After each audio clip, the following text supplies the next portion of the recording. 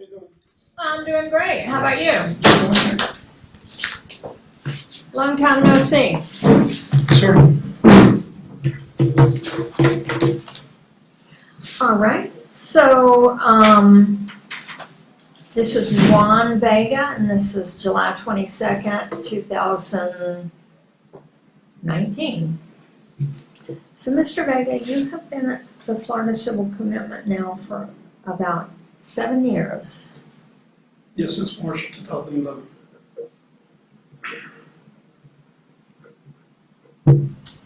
So, are you having any problems just in general? Any medical problems, any problems with staff, residents? No, not necessarily. Okay. Having any problems with any particular residents? No, Okay. Any problems with staff? I want to say no. I want to say no serious problem with staff. Okay. Do you currently have a job? At the facility? Uh-huh. No. Okay, and is that because you've received disciplinary infractions? No, because I don't believe in working for 25 cents an hour. I don't blame you.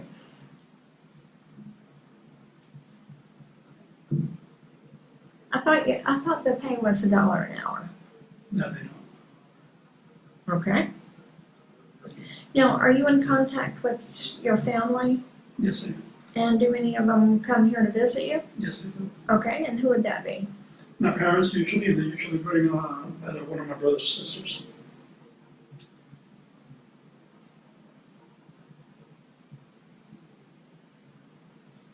Okay. And I just reviewed your medical file, and as I recall, you have Wolff-Parkinson-White syndrome, and Yes. that you've had that for a while, because I believe that you had that when I saw you in DOC. Yes, I've had WPW since the year 1992. Okay. And you have a pacemaker, and I believe that's because you were trying to go to the hospital to escape, and you were taking Sudafed or something to Well, the increase your heart rate. The cardiologist said that I needed it, Uh-huh. and at the same time I was trying to escape from prison. Okay. And did you actually escape from Baker? I escaped from Florida State Prison. Florida State Prison.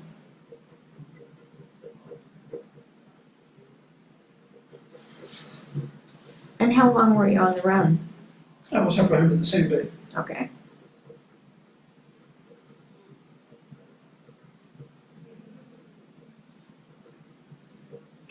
So I spent about 10 hours reviewing your disciplinary infractions alone. So you have got a whole bunch of them. And what do you think keeps you from obeying the rules? What do you think? What do I think that keeps me from obeying the rules? Uh-huh. Let me put it this way: I'm the first man in the United States to have had a jury verdict, favorable jury verdict, overruled by a judge. You mean with regard to civil commitment, With because there are regard to other civil cases, okay. I'm the first man in the United States to have a civil commitment trial, and had Judge Migna Sanchez overrule my verdict. After that, my faith in the law and my faith in your system completely depleted. Furthermore, I've seen the falsity of this treatment that you have going on here at the Civil Commitment Center in Florida. And that further makes me, how could I say, bug your system. It makes me, how could I say, what would be the appropriate word?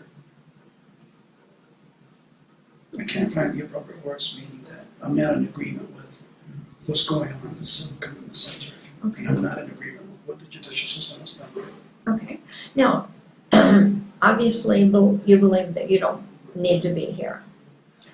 I believe that the state of Florida should respect the decisions of jurors. That's what jury trials are for. Okay.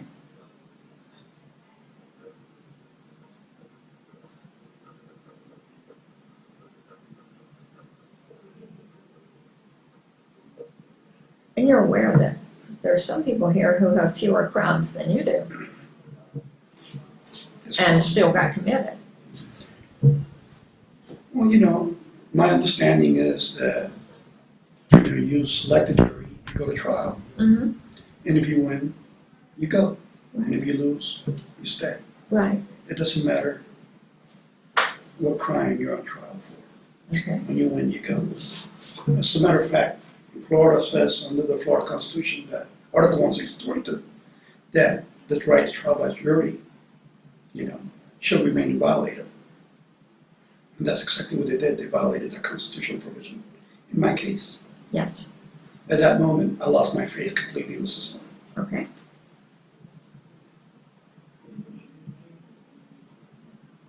And did you appeal that? I'm in the federal courthouse right now, in the Okay. U.S. District Court.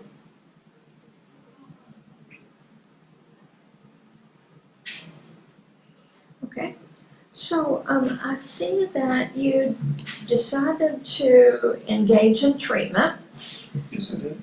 and that you were in phase 2-1, but you were placed back down in phase 1.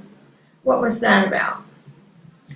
There was a disagreement about a notation that they made on the treatment progress report.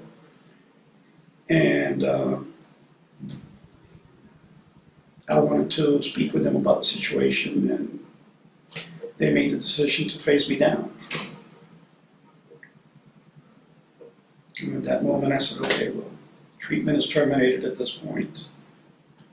And what was the notation that caused you concern? They said that I believe that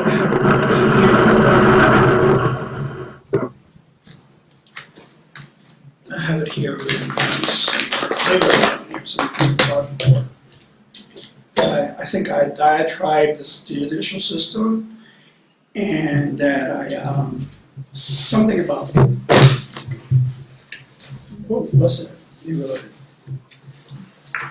And was it the 2019? No. It was the 2018 one? Yes.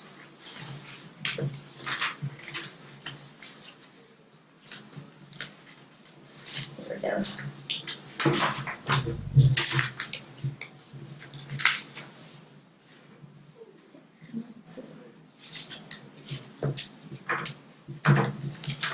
You can locate it faster than I will.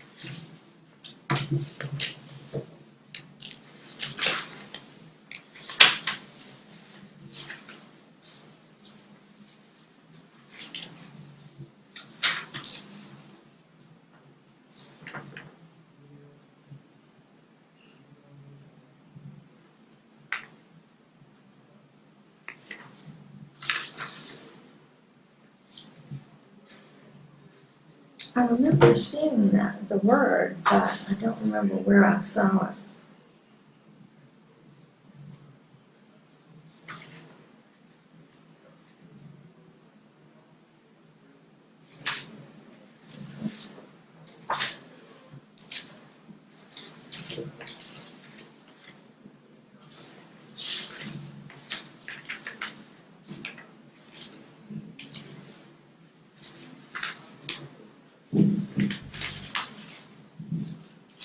So they essentially said that you were demonstrating grievance thinking because you were unhappy with the legal system? Sort of. And I was disagreeing with what they said, so they took me to a staffing. When we got to the staffing, they made the decision to face me down, and I said, okay, well, I said, that's the end of the treatment. Now, if I'm not mistaken, in your treatment progress report, it said that Mr. Vega and the treatment team agreed that he would go back to phase 1. No, I never agreed. That's not accurate. I never agreed to face down. Okay. They faced me down. As a matter of fact, the one that made the decision to face me down was Assistant Clinical Director Masters. And Yes. she's not a psychologist, so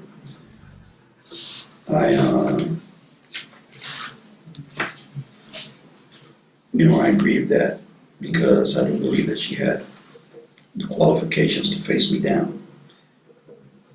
As a matter of fact, I wrote here's the agreements that I wrote to Ms. Salima, the clinical director, I said, what bothered me the most is that you weren't present at the staffing, and that a person that was not a licensed psychologist made the final decision to face me down based on the fact that the person that made the final decision was not a licensed psychologist. I'm requesting your statement to phase 2.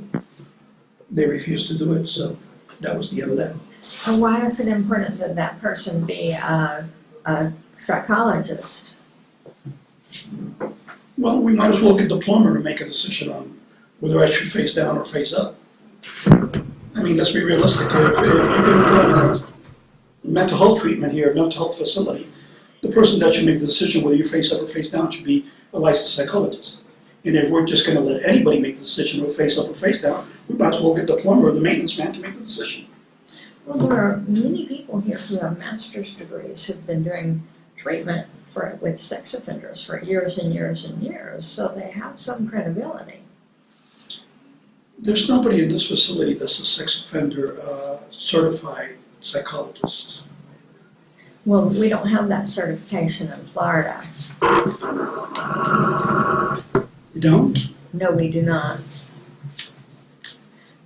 There are states like Virginia who have certified sex offender psychologists and other different states, but we don't have that designation in Florida. Ms. Rebecca Jackson, the clinical director, used to be here, and in February 14, 2014, I sent her a communication form. My second question to her was, are you a licensed certified sex therapist as provided in Florida statute 490.0143? Her answer was, we are not sex therapists here at FCCC. There's a difference between a sex therapist and a sex offender therapist. A sex therapist treats issues such as erectile dysfunction, premature ejaculation, those types of problems between couples, but a sex offender therapist treats sex offenders. So we have regular counselors treating sex offenders without psychology degrees. Well, except that they have to have had a great deal of expertise in treating sex offenders before they get to this facility. We have alcoholic, narcotics, and AA, Right. counselors here with master's degree teaching sex therapy groups, sex therapy. I mean, what kind of a sham is this? Well, I think I've worked in 4 different states and 6 in the SVP facilities. And in all of them, they have team leaders who are psychologists, and then they have, the people that do the therapy who are the master's level clinicians. Right. And that's the way it is in all the facilities, as far as I know. Amazing. Are you familiar with Dr. DeClue, Dr. Rice, Dr. Houston? Yes? They published an article named Florida Released Sexual Violence Predators Are Not High Risk. Yes. In this case, does available evidence show that civil commitment reduces risk for at least 1 in 28 persons who are involuntarily detained? Despite 14 years of statutorily mandated program evaluation, the answer is no. Available evidence does not show that civil commitment reduces people's risk to commit future acts of sexual violence at all. So basically, what are we running here?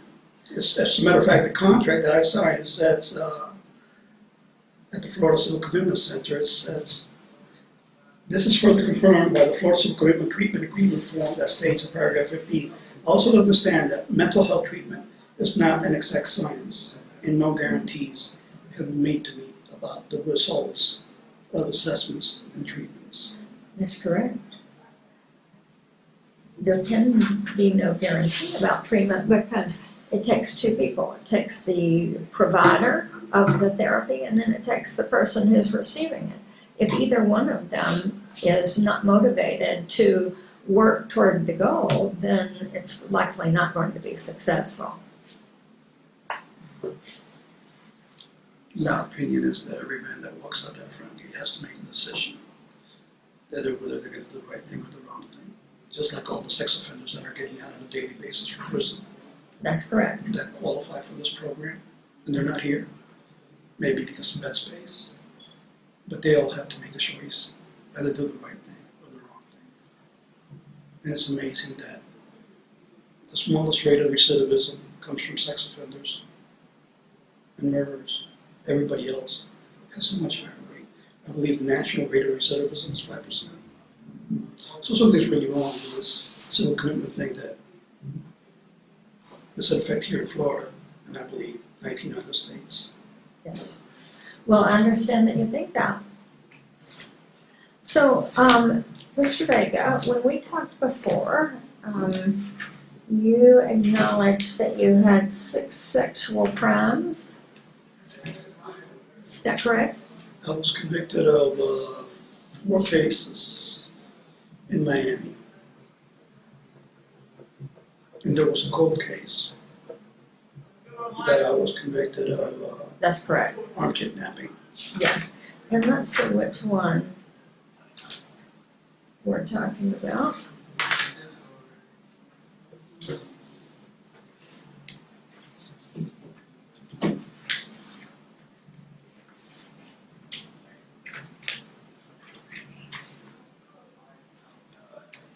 So I have that you were convicted of all 6. Was there one that you weren't actually convicted of? I don't know where number 6 came out from. So we've got the one involving Wilda, one Marjorie. Will Delarios I was convicted on, Marjorie Main I was convicted on, Sarah Gonzalez I was convicted on, Okay, Tinka Phillips I was convicted on, okay, and the other case was armed kidnapping. And I was convicted of drug trafficking. I've got Melody B in 1985. Melody B, Uh-huh, I don't believe I was convicted of Melody B. you were convicted of attempt to solicit a capital felony. Solicit a capital felony. That's what it said. I don't recall ever having. This is the one where you accosted the woman, you bumped her with your truck or car, and when she got out, you grabbed her by the throat, fondled her vagina, told her, if you scream, I'll kill you, and she was able to call her roommates, and you fled. I was never convicted in that case. Okay, I understand you think that, but the records say that you were. No. I was convicted on case number 864671, 85 325 39, 85 325 40, 85 325 41, and 08 34 057. Okay, so you have 5 convictions. Yes, ma'am. Okay. And previously you admitted that you actually did all those crimes, Yes, I pled guilty to. okay? So I received information that you have acknowledged on the unit that you committed 17 rapes. Really? That's a surprise to me. And actually that you were bragging about it. Really? Mm-hmm. That's a surprise to me.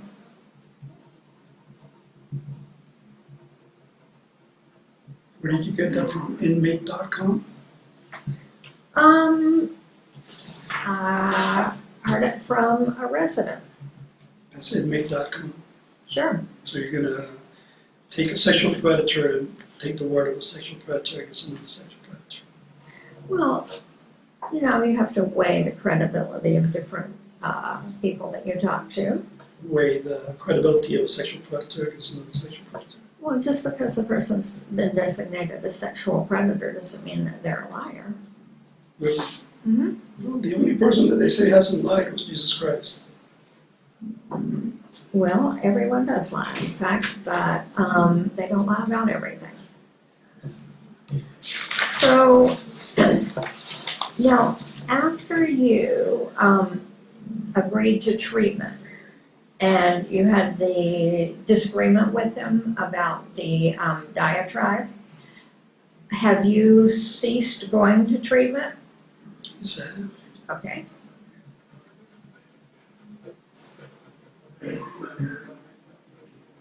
And are you planning to re-enter? No. Okay.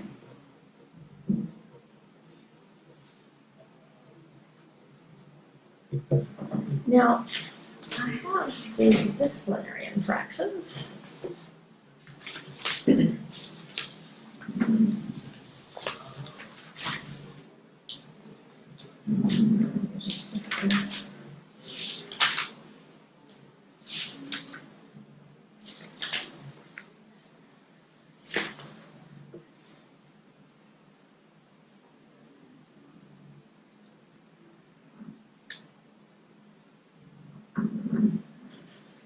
Okay. And it looks like you've gotten quite a few for obscene and profane act or lewd and lascivious exhibition.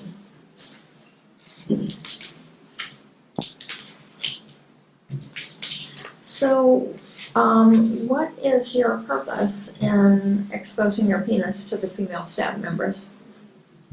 Let me put it this way.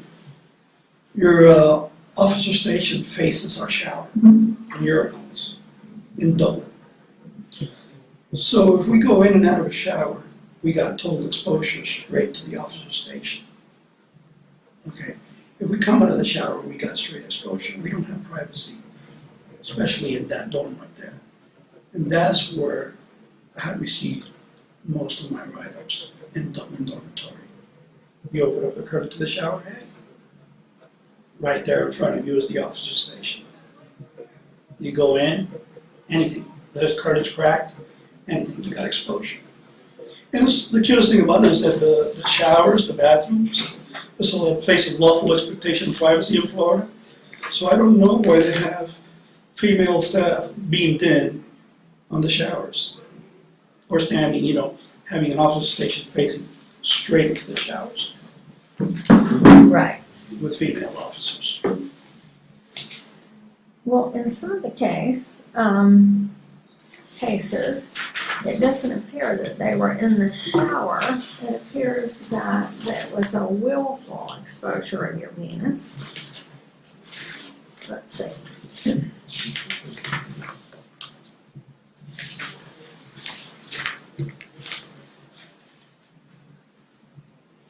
Standing in Dublin day room with his penis in his right hand, stroking in an up and down motion.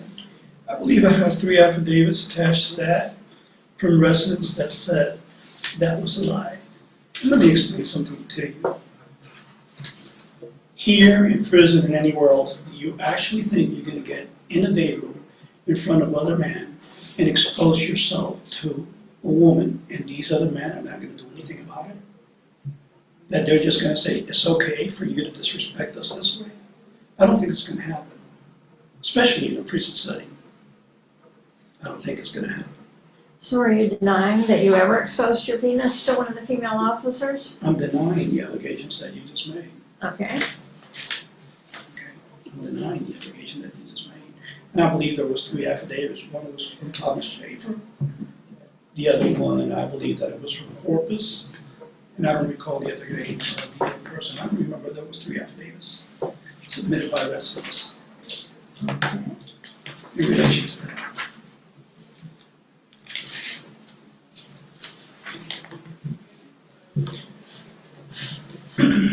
So apparently you want to bring this out to the light, so let's bring it this way, right? Okay. Sometimes such conduct like masturbation called gunning is consented to by staff. And so the resident should not be punished for the behavior that many staff willfully and frequently engages in. Such behavior is prevalent at the Florida Civil Commitment Center, as indicated by the high turnover rates of employees.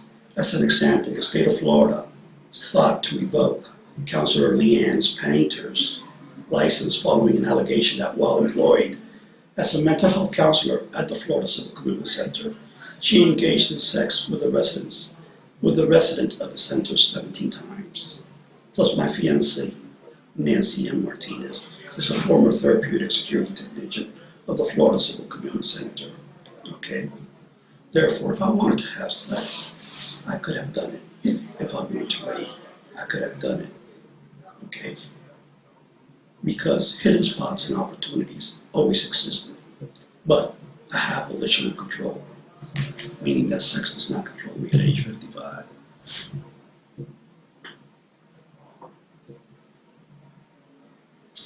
Since you brought up Nancy, are you currently engaged to her? Yes, for 3 years now.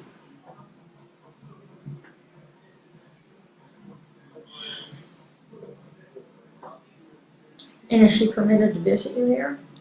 We're in the process of suing the state of Florida Department of Children and Family Service, as well as WellPath, for violating our rights, our rights to marriage, our rights to communicate, for violating our First and 14th Amendment rights.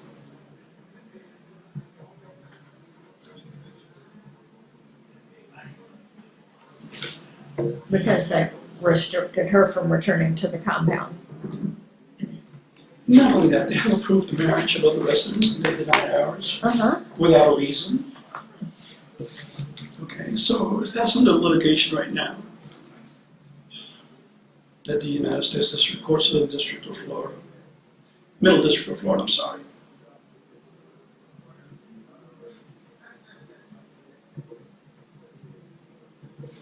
They were trying to also break our ability to communicate, but they haven't succeeded.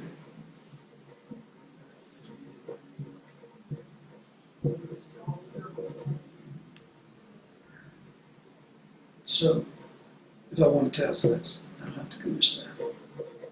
I had a staff here that would give it to me anytime I wanted it.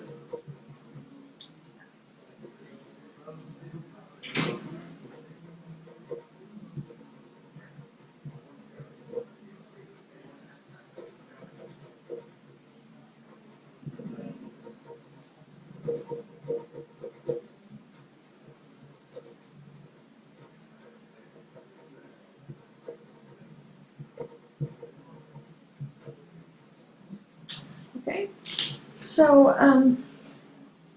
typically when I see someone in a facility who continues to expose themselves to the female officers, I think that this is the best they can do, because in the community they like to rape people, and here they don't have as much opportunity, although it certainly could happen. Let me put it this way, when men are gonna rape, they're gonna do it here, in prison, and anywhere else. I've never seen a secure environment prevent a man from raping. I've been at Florida State Prison, and I've been in many other prisons, Lake Butler, correctional facility, a bunch of DOC correctional facilities, and men have raped there. They have raped other men, they have raped correctional officer women, they have raped counselors, and when a man wants to rape, he will rape, if he wants to do that. Some of them, you people claim that they don't have volitional control, but the truth is that there's no instrument in existence that measures volitional control. It don't exist.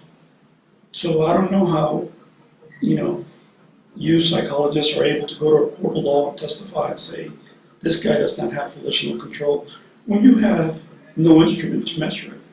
It's not like, this is not a science like if you had a CAT scan that could tell you if a person has a brain problem, an MRI that could tell you if a person has cancer, or an X-ray machine that could tell you if they had a broken bone. But you psychologists get in front of a jury, in front of a judge, and swear up and down that this guy has a lack of volitional control without able to prove what you're claiming. It's amazing. If I would do something like that, I would be held in contempt of court for not being able to back up an allegation with facts and evidence.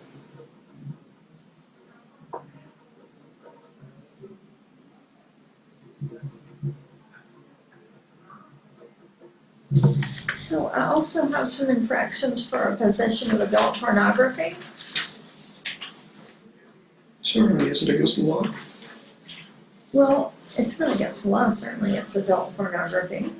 But it's certainly inappropriate here. I don't think that anything should be inappropriate here that's not inappropriate in the street. What's the difference between viewing adult pornography here and adult pornography in the street? Well, the difference is that the people are here who obviously have sexual problems. And perhaps it's not a good idea to view adult pornography while they're dealing with their sexual problems. I haven't seen adult pornography make anyone rape anyone. As a matter of fact, I was in prison, and while I was in prison, well, there was pornographic magazines, porn magazines. There was less exposure, less masturbation on staff, less gutting, what you call it. There was less homosexuality. And I saw that when they banned pornography magazines, homosexuality skyrocketed in prison, and lewd and lascivious exhibition masturbation upon staff skyrocketed. So if you're saying that pornography is bad, hey, I saw that when they took it away in prison, it had a real bad effect. Sodom and Gomorrah came around, and men were gutting down female staff. So you relate that to a lack of pornography?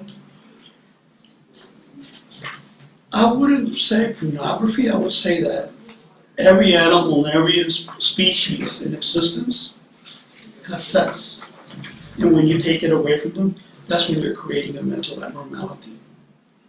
And why couldn't the individual just masturbate? Why couldn't they masturbate? Right, rather than gunning down a female staff. When you took pornography away from these guys, you took away a mechanism of release, okay? That's when you took away from them, a mechanism of release.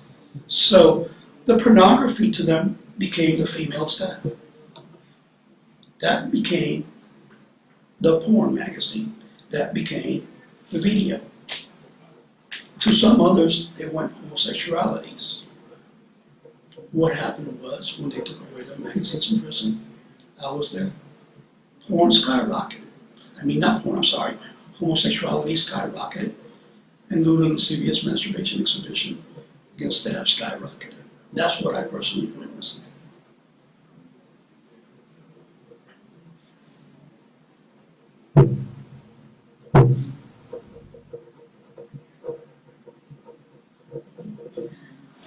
So Mr. Vega, I have multiple disciplinary infractions for stalking female staff.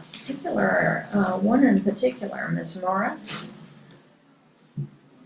Ms. Marcus Morris and I had a relationship in the back.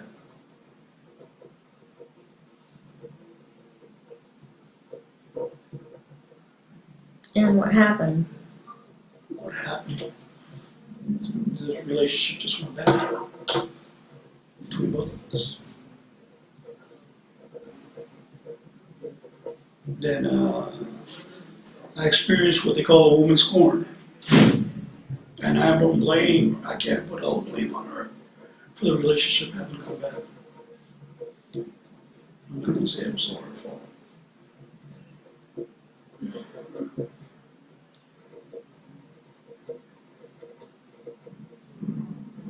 And this is a secure environment.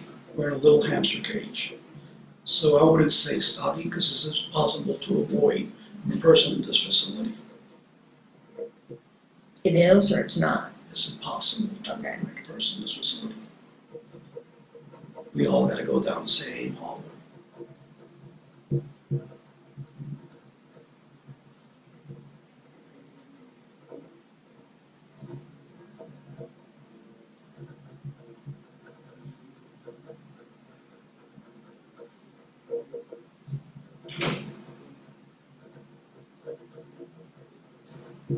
Okay.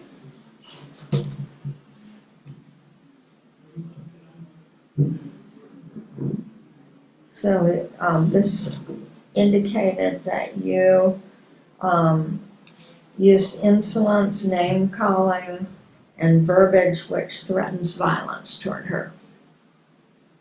I don't recall having spoken in those terms to Ms. Morris.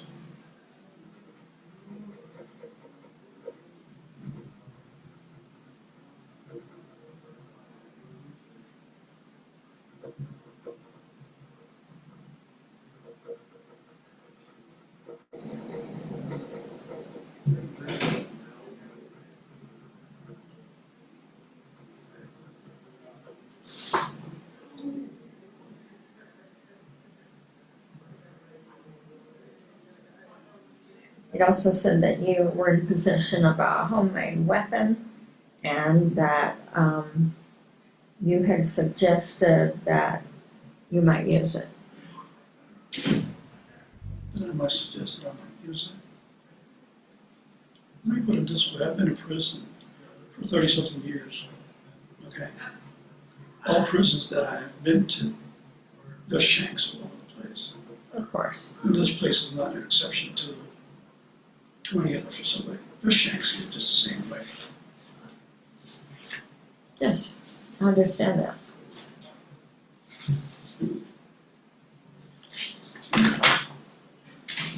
Will they be used? There's consequences behind that. You have to be ready for them if you decide to use it.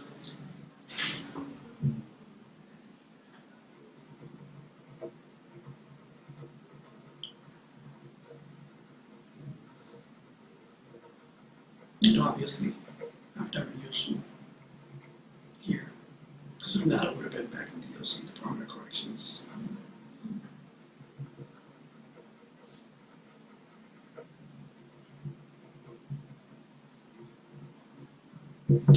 Okay, so on, let's see, August 25th, 2016, you were found with a jump drive with 200 adult pornographic videos.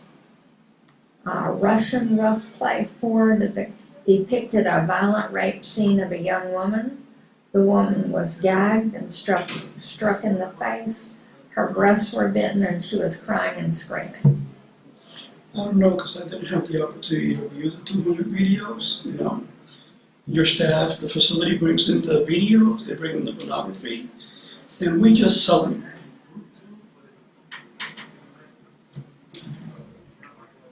Sell them to each other. So the staff brings them in and then y'all, Sell them. Usually 9 times out of 10, we don't have time to view it. You want a copy of it, make it, take it with you.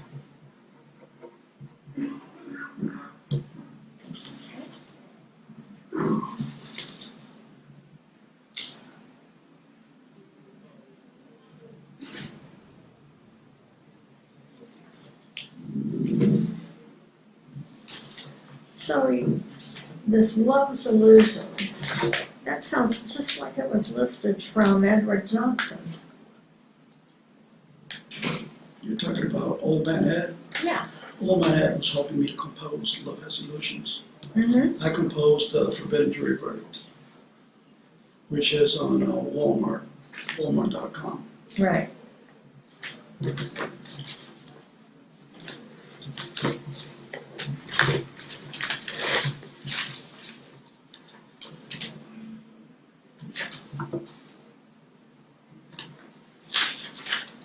So he had a book that was entitled exactly the same. He had one that's called Love Has Illusions. Yes. Love Has Illusions. Mm-hmm. Me and Ed were working on the book.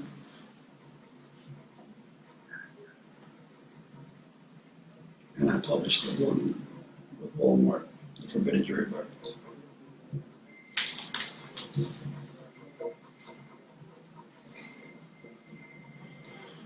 Yeah, see that?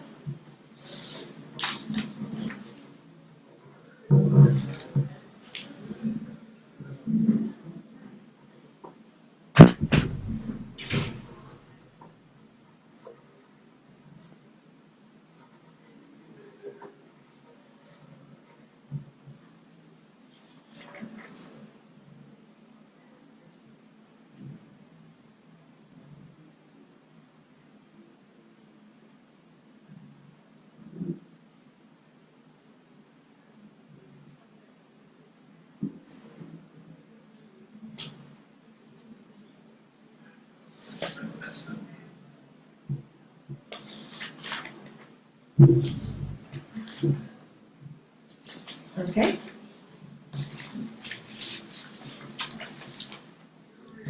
So here I have a disciplinary infraction, indicating that you threatened Dr. Jackson's family. That was a constant observation, right, one-on-one. And I never made a specific threat against Dr. Jackson. As a matter of fact, Dr. Jackson always helped me out as much as she possibly could.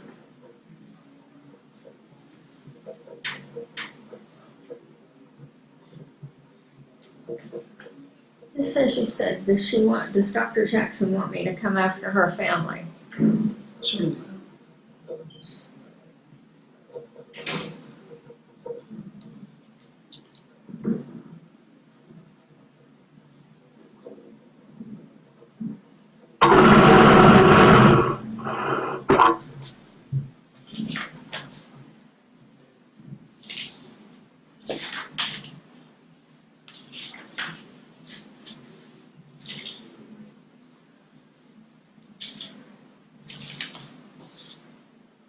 Excuse me, how far was that incident that you just talked about? How long ago was it? Yes. The Dr. Jackson one? Yes, ma'am.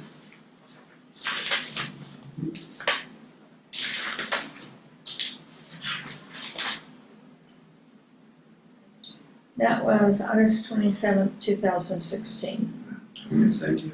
We have a hard stop violation. This is an annual review. And the only thing that this doctor is allowed to review is anything that occurred within the past 12 months. Actually, I'm allowed to review anything in your, By law, there's an annual review under 394, section 918 of the Florida statutes, and you're allowed to review anything that's only 1 year old.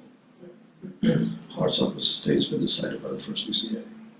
well, I'm not going to argue with you because I'm not an attorney.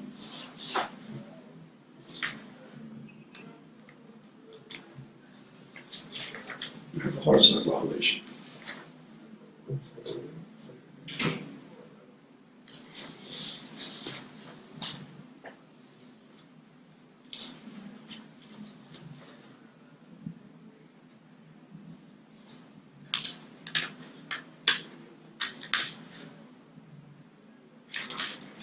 You exceeded the scope of the lawful evaluation.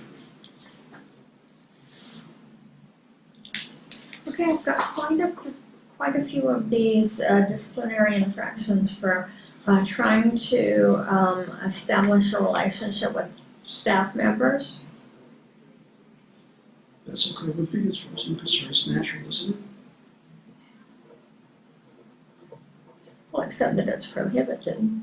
It is prohibited. What do you want me to do, establish a relationship with a man? I'm not a homosexual. And I don't condone homosexual activity. Although some people say it's normal mental behavior, I can't see nothing normal about a man liking a man or a woman liking a woman. As far as I'm concerned, God created Adam and Eve, not Adam and Steve.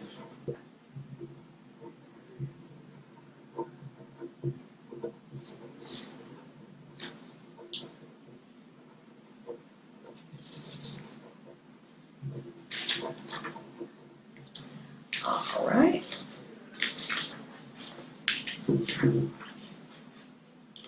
Another stalking.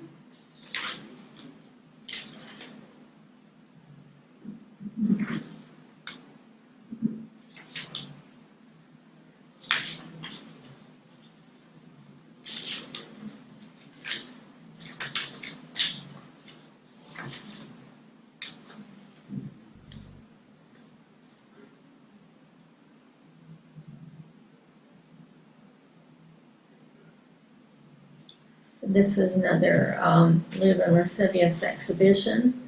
While assigned to Dublin, I witnessed resident Juan Vega sitting by the podium with his hands in his shorts, stroking his penis in a back and forth motion while staring at me.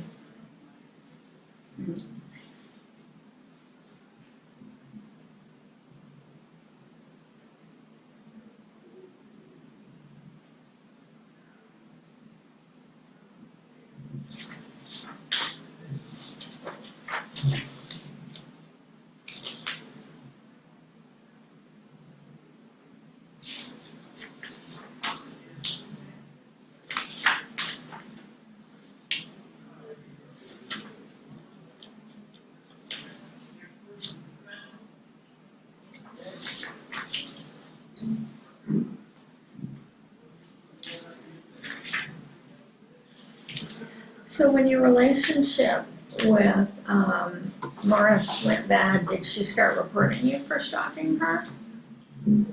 When my relationship with Morris went bad, she started writing me up for everything and anything. I could be in the breezeway, standing there, and so could 20 other residents. And she would walk by, and the other one that would get a disciplinary report for loitering was me. Everybody else would not get disciplinary. They taught me to notice that. Why is it that she goes down the breezeway and the only one that gets a write-up is Vega for hanging out in the breezeway, loitering, and nobody else does. So that's why they keep Morris secluded down to Rivers and the kitchen.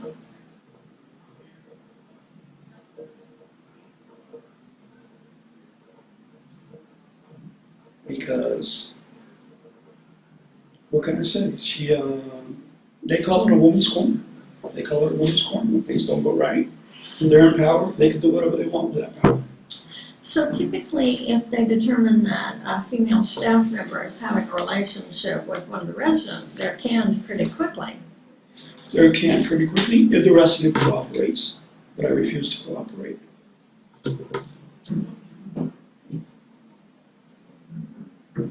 If the resident has to make admissions and cooperate.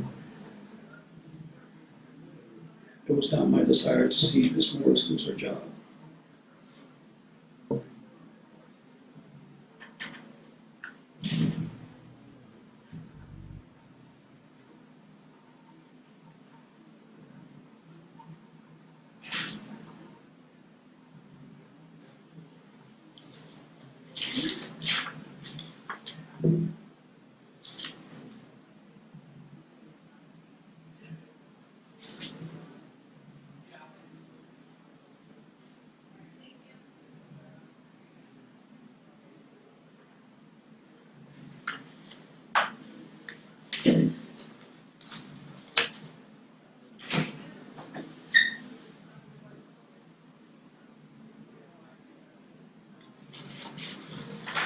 So on this one, you were asked to make a statement after you were observed exposing your penis to a female staff member, and you said, "You want to see my dick? I'll show you my dick, you dumb bitch." I'm in the shower, just look in the shower. Dublin dorm, I bet. Look at the report. Dublin dorm. The officer station faces the shower. We have no privacy in that dorm. So if you're looking at the shower, and there's man in the shower, plain and simple, you're not gonna find apples and oranges in the shower. You're gonna find a man taking a piss, taking a shit, one taking a shower, one masturbating. That's what you're gonna find in that shower. So, it's like me looking at a woman's shower and then me screaming, "Oh my God, she's naked." What business do I have looking into that shower? What am I gonna do? You think I'm gonna find mangoes in there? I'm gonna find a woman taking a shower.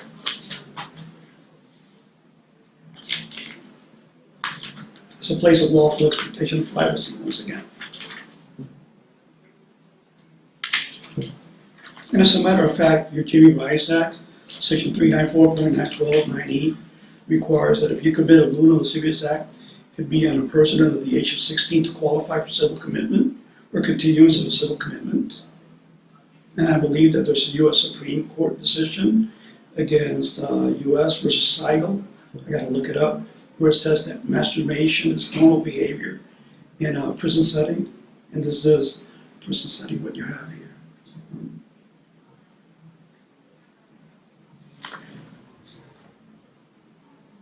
As a matter of fact, I have the Beckford case, where the correctional officer females out of Florida Department of Corrections sued the Department of Corrections because residents were masturbating on closed management. They said, "Hey, you signed up for this job right here. This is normal behavior in this prison settings."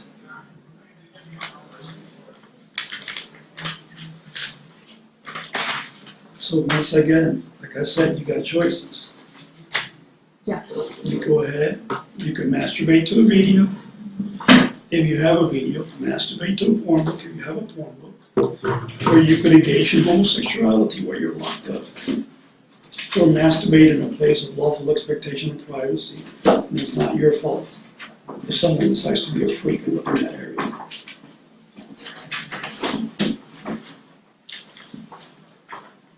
Because you're sure not gonna find no apples and oranges in a man's shower. So, your treatment provider indicated that, they were having issues with you in group because you were glorifying, violence such as murders and stabbings. That's what the staffing was about. I said, let's go to staffing because I've never glorified this. And that's what the staffing was about. Okay. That was the phase down. Say, oh, we're gonna phase you down. I said, really? I don't think so. Okay. Every time we complete phase one, you give a certificate of satisfactory completion. How are you gonna make us something, to take something again that we have already satisfactorily completed?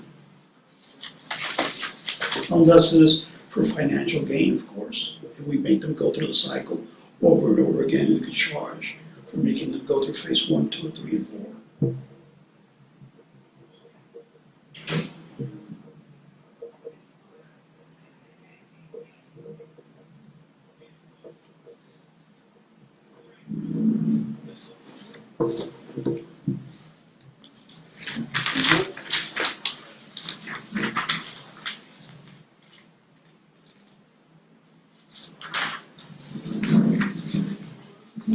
So, they placed you in the corrective thinking track.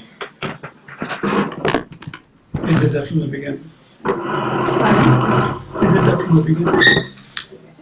They never did any evaluation for that. They just put me there from the beginning.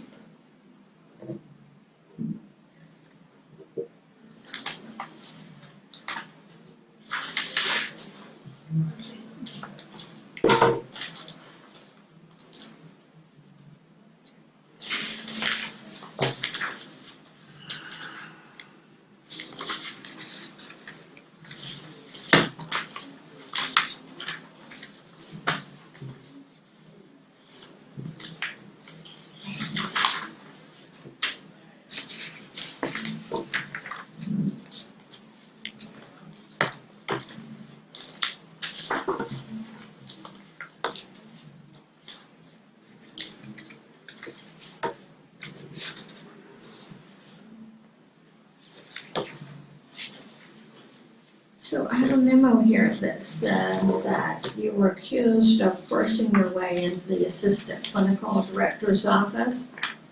Now, if I wanted to force my way in there, I would have. Excuse me, hold on, I'm not allowed to interfere, but why don't you wait for a question? Instead of just commenting, wait for a question, see you, or else we're gonna be here all day. Okay. I only have 2 batteries for the camera, so. Okay.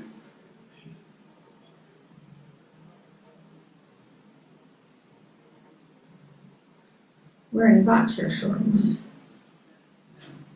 Really? In the middle of the whole? Oh, actually, no, I misread that. This was, I guess they were talking to you after you were, placed in confinement.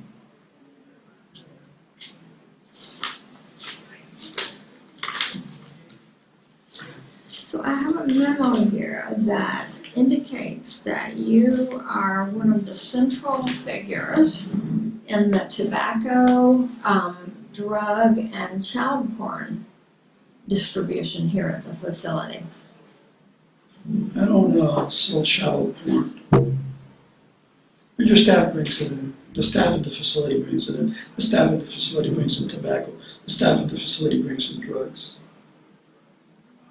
Okay. The staff at the facility has sex with residents. So that's the type of. What was that last statement? I missed that. The staff at the facility has sex with residents. Okay.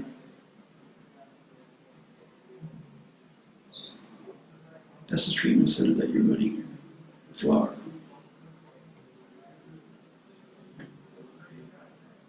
And there's evidence of it.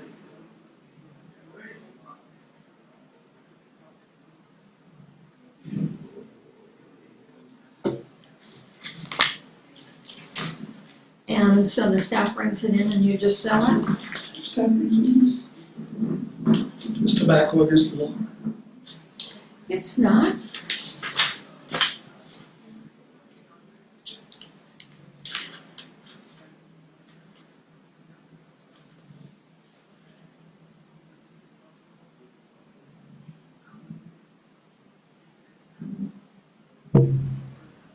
So when you overdose, is your intent to get to the hospital so that you can escape? You can assume whatever you want.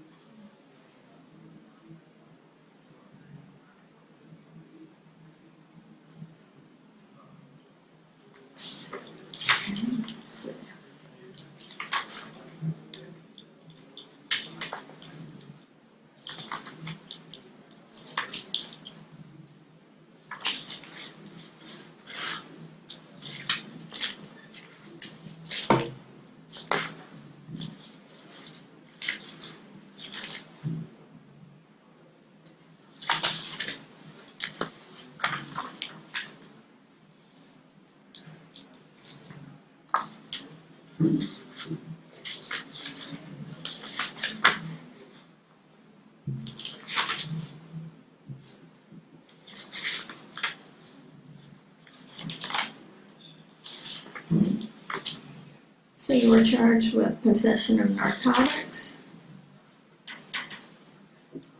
Oh, homemade alcohol.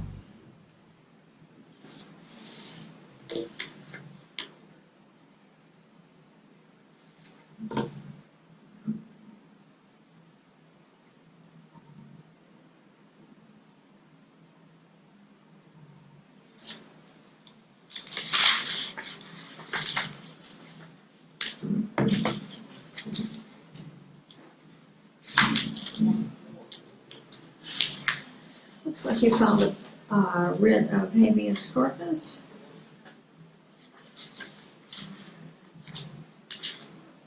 Has that been heard yet? I don't know Your what writ? issue it is. Or what issue it is? So, he has not been provided with mental health evaluations on a yearly basis.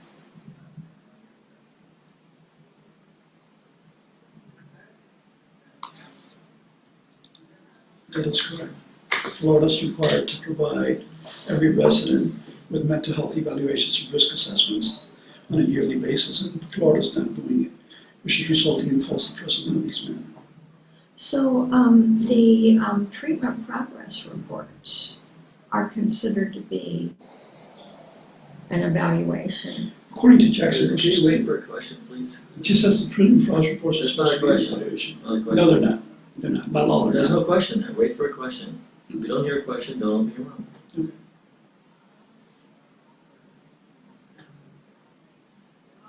And so you don't consider that a mental health evaluation? According to Jackson versus State, they're not. Second ECA decision. The treatment progress reports are not mental health evaluations, according to Jackson versus State.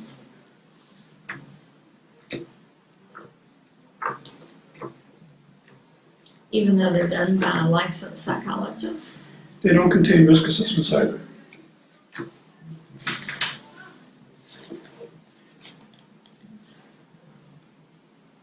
According to Jackson versus State, the treatment progress reports and the annual reviews did not examine my current mental condition. Jackson versus State, 166, 7th 3rd, 906 at note 1, Florida Second ECA 2015 decision. And an examination of my current mental condition is mandatory on a yearly basis. Jackson versus State, 802/7/2, 1213, Florida Second ECA 2002 decision. Also, the treatment progress reports and the annual reviews were predicated on hearsay, which gives them no validity. Johns versus State, petition number 2011. 1142, CIDLE, 7th Judicial Circuit, order of discharge from Randall Road, from Judge Randall Road. Furthermore, the treatment progress reports and the annual reviews did not contain risk assessment to determine my likelihood of reoffending sexually.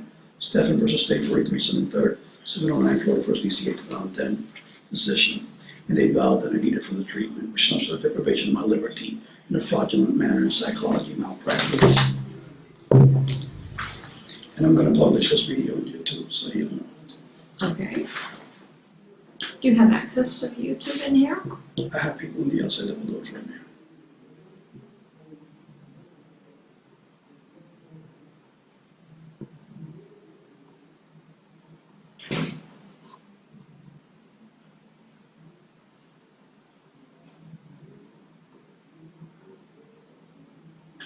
So yes, we have 700 men that are actually being false imprisoned because the state of Florida was to save money. So, Mr. Vega, when did you first notice that you were sexually aroused by coercive sex? I was not sexually aroused by coercive sex. I believe that you evaluated me in 2012 and you discovered that I was a hitman. That's what you told me. Okay. Well, that's what my criminal record says. So if you were a hitman, it's my understanding that hitmen pretty much do it as quickly as they can and get away. Why would you stop and rape someone? Do it and get away. If they're gonna hit someone, they do it quickly. I believe I did what I was paid to do. Okay.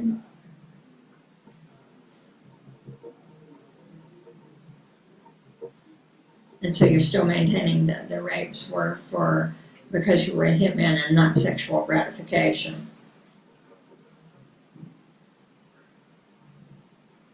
That's your opinion. I'm asking you if that's what you're saying. That's your opinion.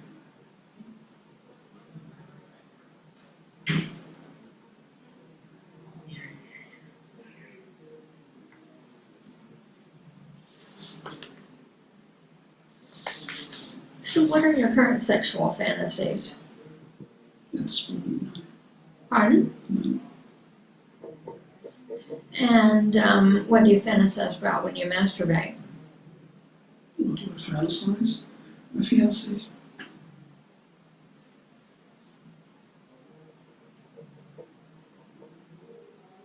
And how often do you masturbate? Maybe twice a month.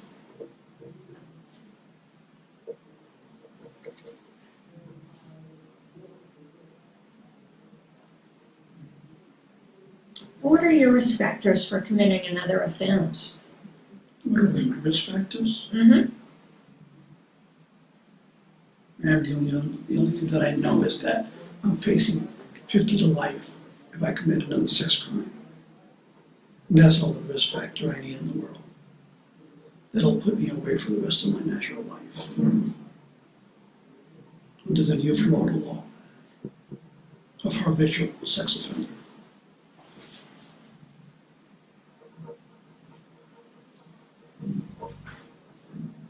So if I want to die in prison, that's all I need to do. Cross that line.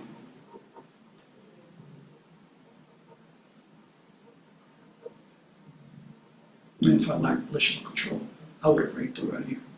30-something years of incarceration. As I'm sure you know, there has been rapes in prison and rapes at the Civil Commitment Center as well.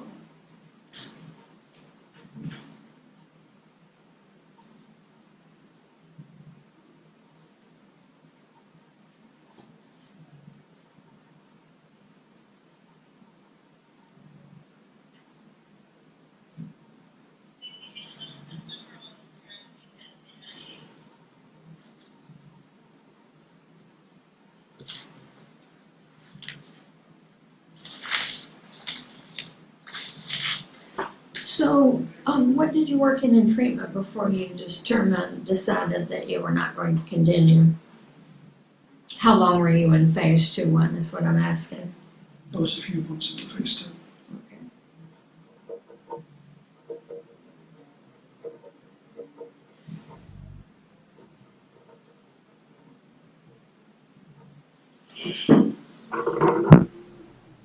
And do you think you've changed since you've been here?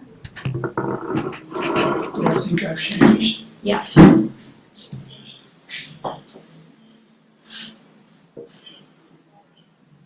I made the decision to change After my fiance had an accident where she almost left her crippled. Okay, right now she's disabled. That's where I made a decision to change at that point. And it happened, as a matter of fact, on April this year. That's what made me decide to hang up the criminal life.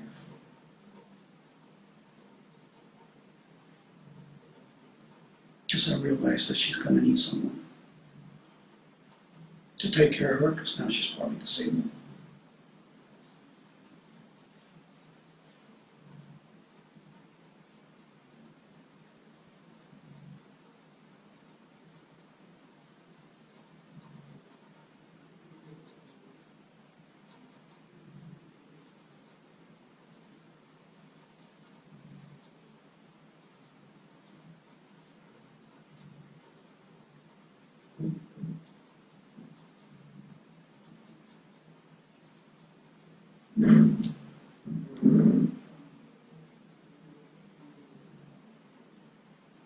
So Mr. Vega, are you ready to leave here and be out in the community without reoffending?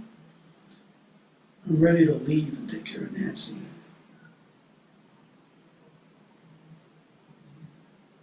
She used to be a caregiver, and now she's gonna need one. Constantly. And I will not be able to take care of her if I indulge in criminal activities. I'll just end up back in prison and she'll not live alone.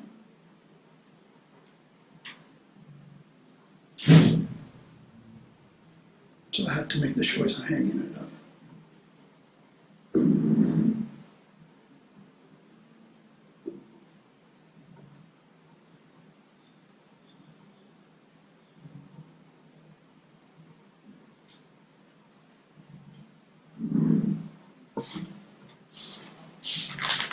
So where do you plan to live if you're released?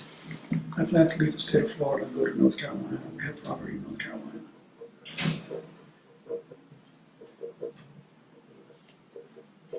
With Nancy? Yes. What kind of employment do you think you'll get? What type of employment?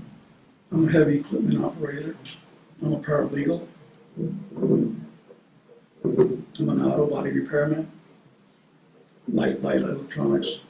Done light electronics for Gables and Continental. Repairing computer modules and stuff like that for Lincoln Continentals. Keyless entry and stuff like that. Just the electricity system.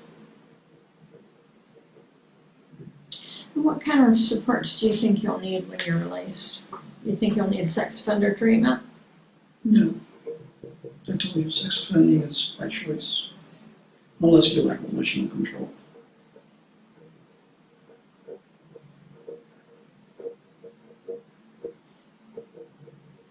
If you're a person that lacks volitional control, more likely you would already be offended sexually by raping somebody again.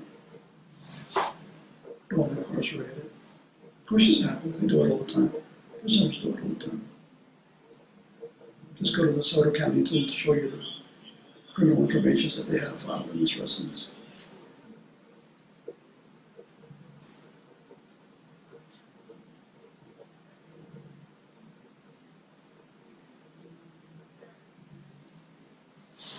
Do you think that you'll need any kind of counseling to help you transition to the community?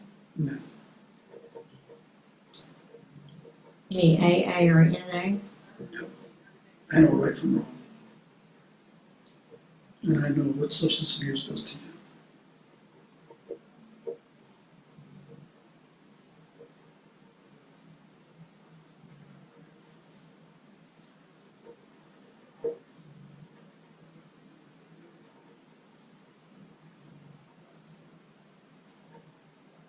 What obstacles do you think might get in your way? Obstacles in society? Yes, like maybe being labeled a sex offender? I'm not worried about that. I'm just worried about the ignorance of the young generation The young generations nowadays is 10 times worse than what I used to be.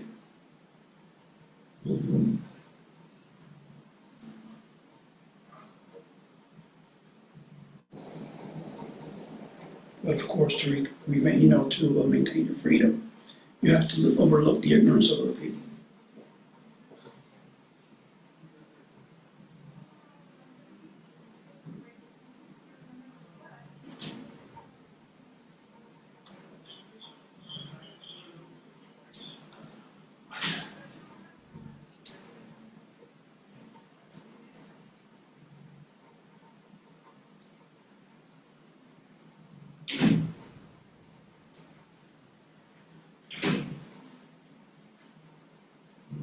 Is there anything you think I need to know to make my decision?